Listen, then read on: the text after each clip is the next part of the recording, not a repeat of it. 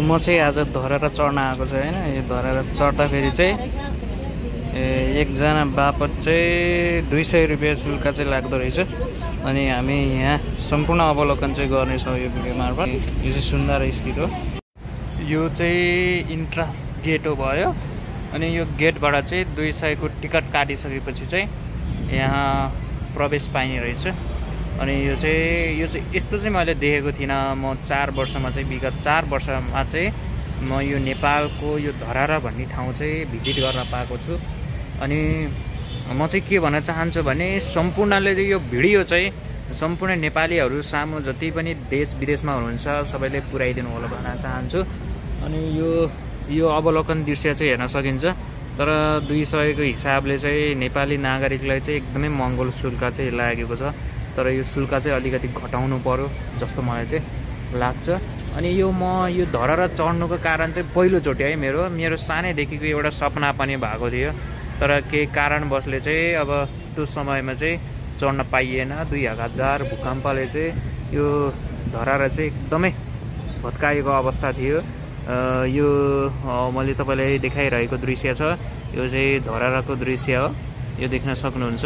चाहिँ यो सानो बडा यो देख्न सक्नुहुन्छ। यो चाहिँ धरारा रहेको छ। यो चाहिँ सुन्दारा स्थित चाहिँ रहेको छ। अनि सबैजना चढ्न आउनु होला हैन। सबैजना एकचोटि अवलोकन हेर्नु होला। यो भनेको नेपालको सांस्कृतिक हो हैन। यो सांस्कृतिक धरारा हो। यो संरक्षण हामीले पनि गर्नुपर्छ र सरकारको पनि दायित्व हो भन्न चाहन्छु। अनि सबैले हेर्नु होला। अनि आज चाहिँ म यस्तै भिडियो बनाउँदै जानेछु। आजको मौसम पनि एकदमै राम्रो छ।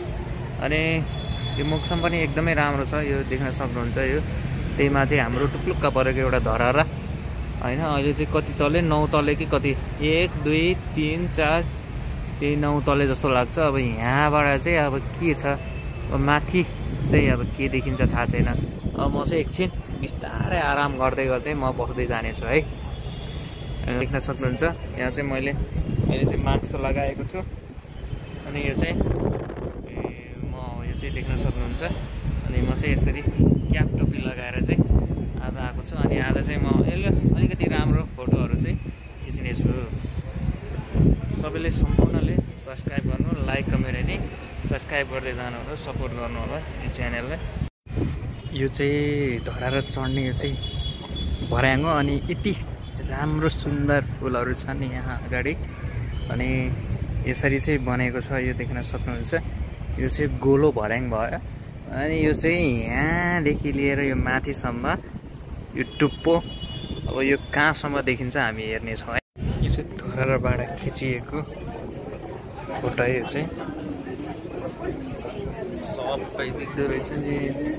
यो सुन्दर यो पार्क जति पनि नानीहरू छन् यहाँ सबै देखिन्छ।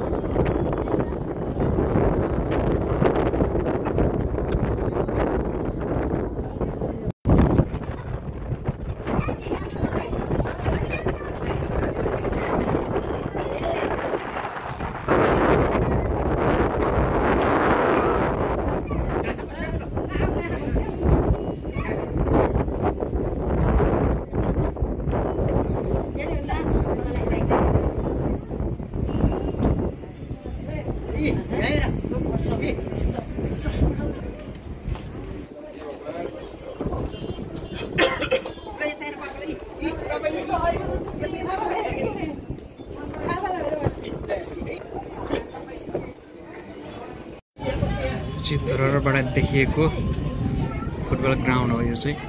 अनि ग्राउन्ड चाहिँ एउटा छ, देख्न सक्नुहुन्छ। यो चाहिँ गाडीहरूको पार्किङ एरिया हो यो चाहिँ।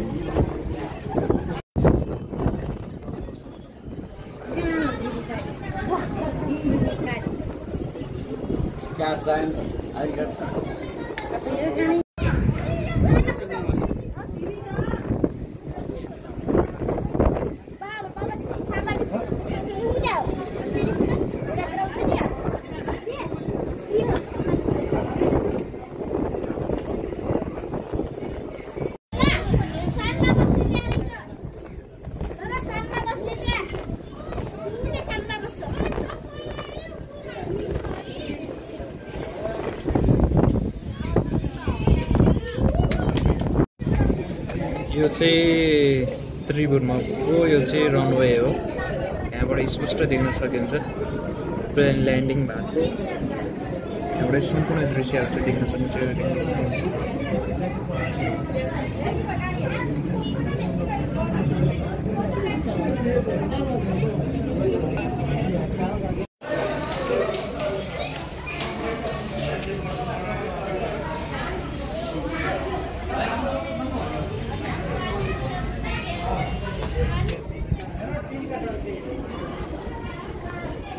म चाहिँ अहिले लिफ्टमा छ होइन, एक्लै के चान्स पाएँ आज चाहिँ। त्यो धराहरू पनि घुमियो। म भरेन चाहिँ यताउति गर्न सक्दिनँ, अनि त्यही भएर चाहिँ यसरी चाहिँ भिडियो बनाउनु पाएको छु मैले आज। यो अगाडिको चाहिँ फर्केको धरारा यो चाहिँ। अनि यो जुन चाहिँ म चढेको चाहिँ यो चाहिँ नयाँ धरारा हो। यो चाहिँ भर्खर बनेको धरारा।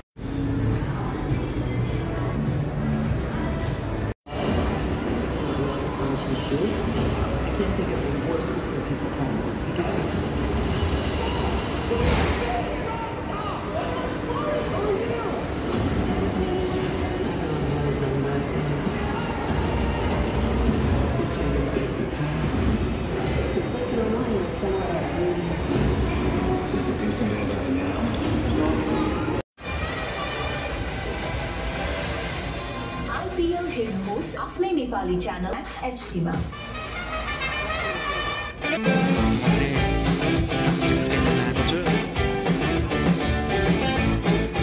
उनको स्वेटर, फिल्मको नामै उनको स्वेटर होइन।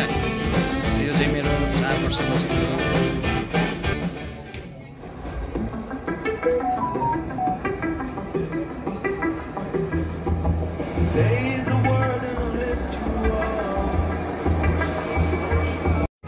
कहाँबाट आएको त्यो मलाई मतलब भएन, कहाँ पुग्ने त्यो पनि थाहा छैन, त्यसैले बिचको भने। चस्माको सिसामा बादल लागेर घरिघरि झुक्किन्छ।